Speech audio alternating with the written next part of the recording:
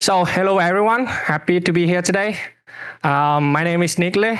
I'm senior iOS developer and also the iOS component lead at Wolt.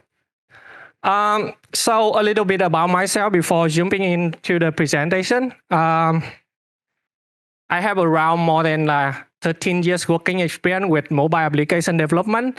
My first iOS project was with Objective-C 2.0 without AIC. And at that time, there's no CI/CD stuff in my project, so it means that we had to handle every single thing manually. However, being a part of a small team make our collaboration manageable. Uh, when I moved to a larger company, working with like bigger team with multiple people working on the same code base, the collaboration became so challenging. At that point, I kind of like learned how to use CI/CD to improve our collaboration in addressing this kind of issue. Then more than 6 months ago, after joining Volt, I saw that our platform team also like using the similar setup, but at the same time, we have some even more like effective strategy. So in the last 2 weeks, one show asked me like, "Hey Nick, do you have any like idea for a presentation in this event?" I kind of like think, okay, I can do some kind of like combination between like my previous experience with the best practices that we are using here at Volt. So yesterday, I will share some of the knowledge, some of the experience that I use, and also the practices that we are using here at Volt to optimize the development workflow with the CI/CD. Okay, so firstly, why are we facing with this kind of challenge? So these days, many companies set up the team with like multiple full stack team. It means that like we are, even though that we are working on the same product, but we kind of like working on our own feature, our own area. This kind of like setup have the team to specialize and stay focused on what we are doing, but it also creates a lot of challenges when working together. Now let's take a closer look at some of the common challenges that we face with. First, how we can ensure like effective knowledge sharing across the squad to prevent the duplicating work and keep our team like informed. The second challenge is how can we maintain the consistent coding standards to avoid the confusion and making the maintenance easier. And how can we identify and resolve all the logic code at early stage to prevent the costly fixes later? Also, how can we streamline the QA build release process to avoid the disrupting workflow and causing the delay? Finally, at the end of its development cycle, how can we kind of like coordinate the whole across the team to release the final build? This involves a lot of like collaborative efforts. So now let's dive into each challenge in more detail, and starting with the first one, ensuring effective knowledge sharing. So this is the statement that I make. I didn't quote anywhere else. So from my experience with many developers working in different part of the project, understanding what we are working on and how it integrates with our work become a complex task. This lack of understanding can lead to duplication of effort, conflict, and inefficient collaboration. So besides having a good synchronization meeting, a comprehensive documentation, there is another way as a developer we can share the knowledge effectively, which is through pull requests. So the pull requests are more just a tool for merging code. It fosters the collaboration, enhance knowledge sharing, and maintain the quality of the code. So what is an effective pull request? An effective pull request should contain a clear title to offer the immediate context of the changes. It also should outline what was changed, why, and how it was changed to offer a comprehensive insight to the other developer. At the same time, keeping the PR small enough will also ensure the reviewer are managed. The reviewer should be able to review the code effectively. It also like warranty that like you're gonna have a proper review instead of just like look good to me. Here in the slide, I added one screenshot of our pull request template that we are using here at Wolt. We, as a developer, whenever that we submit a pull request, we should include the description, the step how to test the changes, and also, if possible, we should include the UI preview. Finally, we also have a checklist of all of the steps that we should do before merging our code. Here at Wolt, we are using Danger for verifying the pull request. Danger is a powerful tool for automating all of the pull request verification steps. It can remind you if you don't add the pull request description, the title doesn't contain some of the ticket number, or even like whenever that we have a big pull request. Next challenge is how we can ensure the consistent coding standard. So consistency is the most important principle of the clean code. Consistent code reads better, it's easier to understand, easier to debug, and easier to change.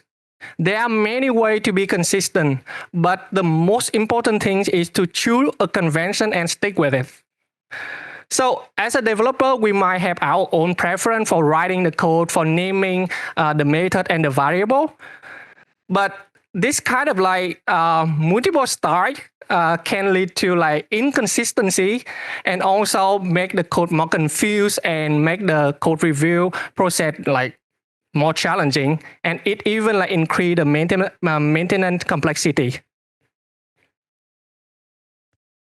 So the solution for this is like I believe that nowadays, whenever that we work with a team, we will have a coding guideline and a naming convention to maintain the same coding style in our code base.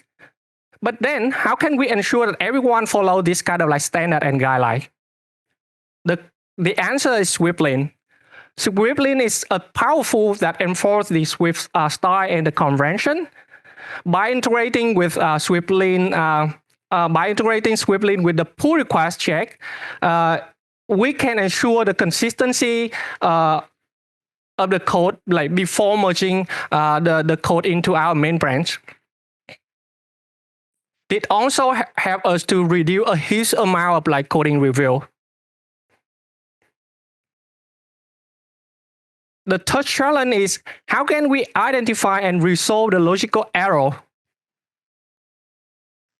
So the logical error can be very tricky to catch, especially like in a complex code base with contribution from multiple developers. If we cannot identify it, if we cannot identify them early, then this error can be very expensive and very time-consuming to fix. So, as the previous similar to the previous presentation, here at Wolt, we write a unit test, the integration test to cover our logic to ensure the feature implementation. So, if we can automate all of these tests at early stage in the development process, we can significantly reduce a huge amount of errors that happen later. Running this test kind of like continuously allow us to identify and fix the mistake promptly. Here at Wolt, we integrate a unit test and snapshot test with the pull request check pipeline. With this, we ensure the quality of the code before merging in or before delivering it. At the same time, we also have the schedule, integration, and end-to-end test pipeline, which will run the integration test and end-to-end test to run overnight. Finally, before releasing the build, we have the pipeline for running the unit test and the integration test on the release candidate. This will ensure the build quality and stability before it gets released to the production. So the tool that we are using at Wolt is Fastlane. It is an open source platform that provides a lot of tools, a lot of scripts that can allow us to automate from building, testing, and deployment of the iOS app. For running the test, we are using Fastlane Scan to execute the test and generate the report. One thing that I missed from in this slide is like we also have the code coverage to generate the reports, analyze the number of the tests that we cover inside the code, and also it will show you like how many logic that you cover inside the class. So combine all of those practices. Here's the pull request pipeline that we are using at Wolt. Whenever that a developer submit a pull request, we have a pull request check contain running danger to verify the pull request description, checking if that is like too big or not, and running the linting. At the same time, we also have running the test to making sure that like all the tests pass on that on that pull request. So after finish the implementation, how can we release the build to the tester? This is another challenge that we often face with, like whenever that we work with a big project. So releasing a build for testing is critical, but often cumbersome. It includes like creating the build, uploading it to the distribution platform like TestFlight, Firebase distribution. And after having the build, it also requires to coordinate with the tester. These are manual steps that can disrupt our coding workflow. It also can introduce a lot of like error due to different build environment, and ultimately can lead to the delay of overall development process and cycle. So to address all of these issues and streamline the process, we can use CI/CD. By automating the build creation, distribution, from like compilation and packaging, this will help us to avoid the environment differences.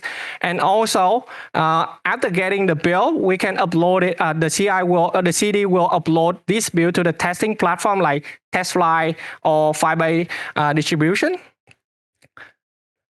After having the build, another challenge for this QA process is how the QA know what part of the code changed. The answer is like we can automate the changelog generation. This with the changelog generation, we as a developer don't need to manually like sending the build to the QA and telling them, okay, we are changing all of these things. You need to verify this surface of this kind of like feature. Like one of the practices that we used before is in my previous company is like we use the commit message convention. With this, like we have a standard for making the commit, and then whenever that we make a build, we compare between the two commit and get all of the commit history between those two commit and generate a changelog. With this, like we have a full pipeline for generating the build, informing the QA people.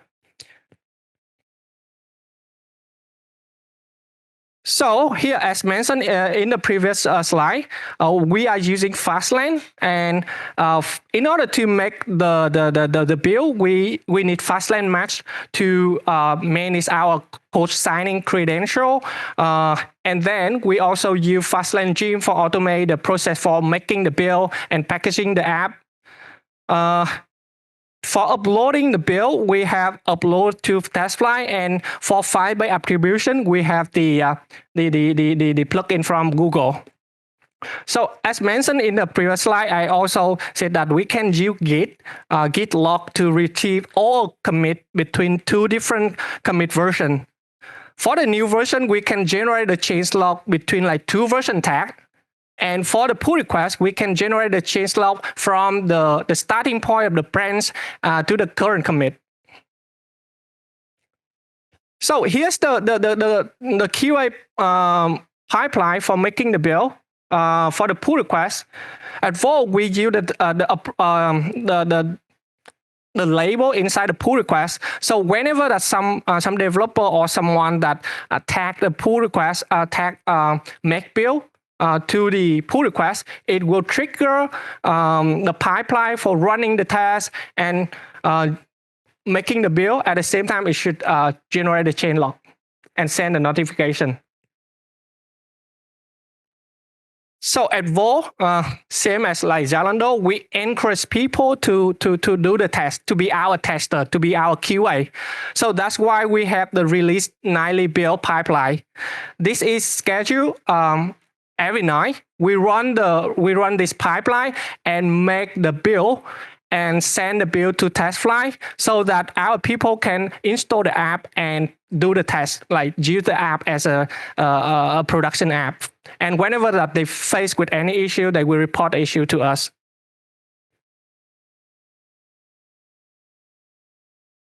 So finally, like I said, like at the end of the development cycle, it's very challenging, especially how can we coordinate across the team to make the release build, because it requires a very complex process, like involve like gathering all of the relevant tickets, conducting the regression test, and ensuring a flawless deployment to the App Store.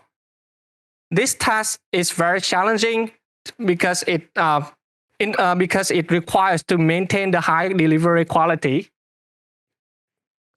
So, but at the same time, this process is very similar to the making the QA release process.